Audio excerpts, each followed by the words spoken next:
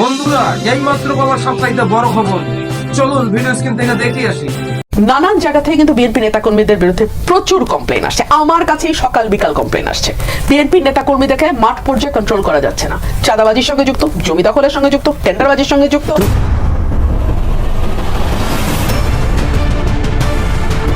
বিএনপির মহানেত্রী ব্যারিস্টার রুমিন ফারহানা, যিনি 24 গণ অভ্যুত্থানে স্বতঃস্ফূর্তভাবে আন্দোলনে অংশগ্রহণ করেন, বাস্তবিক পক্ষে শেখ হাসিনাকে দেশ ছাড়তে বাধ্য করেন।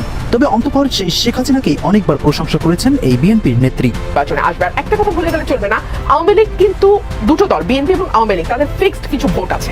পৃথিবী যদি উল্টেও যায়, এই ভোট কিন্তু সরবে না। আওয়ামী লীগ যত দুষ্কর্মই করুক না কেন, কিছু মানুষ, some percentage of people Awami লীগকেই ভোট দেবে, তারা আওয়ামী লীগকেই ভোট দেবে যাই হোক না কেন। সো এদের ভোটটা কি আপনি নেগেট করবেন? এদেরকে কি আপনি বঙ্গোপসাগরে ফেলে দিতে পারবেন? তা তো না, এরা তো বাংলাদেশের নাগরিক। সো তাদেরও ভোটের অধিকার আছে।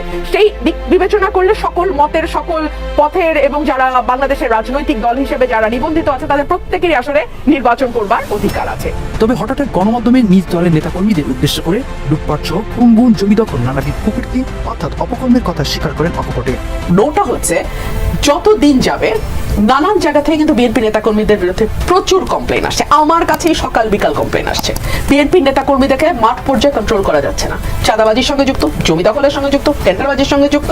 আমার এলাকাতে পথধারী নেতারা কেউ মাটি ভরাট করে, নদীর উপরে জমি দখল করে, আরেক উপজেলার পথধারী নেতারা মামলা বাণিজ্য করে। তো কন্ট্রোল করা তো যাচ্ছে না। কেন্দ্রে খবর পাঠানো হয়েছে, কেন্দ্র কোনো অ্যাকশন নেয় নাই। তো কারো বিরুদ্ধে অ্যাকশন হচ্ছে কেন্দ্র থেকে, কেউ কেউ আবার ওভার ব্লেসড, তাদের ব্যাপারে অ্যাকশন হচ্ছে না। সো নেতাকর্মীরাও কনফিউজ। আচ্ছা, কেন্দ্র যা বলে ওটাকে সিরিয়াসলি বলে? আসলেই কি আমাদের চাঁদাবাজি, টেন্ডারবাজি, মাটি ভরার, জমি দখল, এগুলো থেকে কেন্দ্র আসলেই চায় আমরা অফ থাকি? আর পলিটিক্যাল পার্টিগুলো তো এই মানে বিগত 30-40 বছর একটা প্যাটার্ন নিয়েছে। প্যাটার্নটা কি? ফকিরের ঘরে জন্ম হবে, লেখাপড়া টেনে টুনে 5 পাস হবে, কিন্তু রাজনীতির সঙ্গে যুক্ত হলে কয়েকশো কোটি টাকার মালিক হবো। এদিকে 24 গণ অভ্যুত্থান একটি সাজানো ষড়যন্ত্র বলে স্পষ্ট প্রতিফলন হয়েছে গণমাধ্যমে। যে আশা নিয়ে সাধারণ জনগণ ছাত্রদের পাশে ছিলেন, সে আশা থেকে তারা বর্তমানে নিরাশা হয়ে যাচ্ছেন, যার ফলশ্রুতিতে শেখ হাসিনার প্রতি দুঃখ প্রকাশ করেছেন। এর চেয়ে কঠোর আন্দোলন হবে। এখন আমরা দেওয়ালে ঠিকই আছে, গ্রাম থেকে শহর পর্যন্ত অচল বানিয়ে দেবো আমরা। ছাত্র আন্দোলন হয়, তখন আমরা তাদের দাবি সুবাচ্ছের সাথে আমরা একজোট ছিলাম, কিন্তু তারা কইছে যে আসেন বাবা আমার সহযোগিতা করেন, আমরা সহযোগিতা করলাম।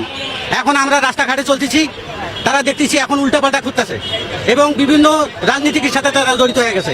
দীর্ঘ 15 বছর শেখ হাসিনা রাষ্ট্র চালা গেছে, আমরা নিশ্চিন্তে ঘুমাইছি, আমরা কেউ ডাকও দেয় নাই। এখন তো গড়তে বাড়িলে চিন্তা ভাবনা করে বাড়িতে হয়। আওয়ামী লীগের সরকার যাওয়ার পরে এখন হাইজাকার, নিশাখুর অনেক বেড়ে গেছে। গরিব দুঃখী ভাইদের কাজকর্মর সমস্যা। তত্ত্বাবধায়ক সরকার আসার পরে বলছে যে সব জিনিসের সদাই পাতি ইত্যাদি কমাই দিব, কিন্তু আলুর কেজি 80 টাকা, পেঁয়াজের কেজি 170 টাকা, মূলার কেজি 80 টাকা, করলার কেজি 120 টাকা, চাউলের কেজি 80 টাকা।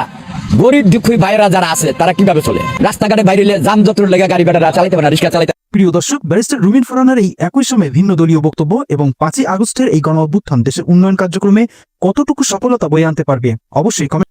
বন্ধুরা, এরকম আরো নিত্য নতুন আপডেট খবর পেতে আমাদের ইউটিউব চ্যানেলটি সাবস্ক্রাইব করে আমাদের সাথেই থাকবেন। ধন্যবাদ।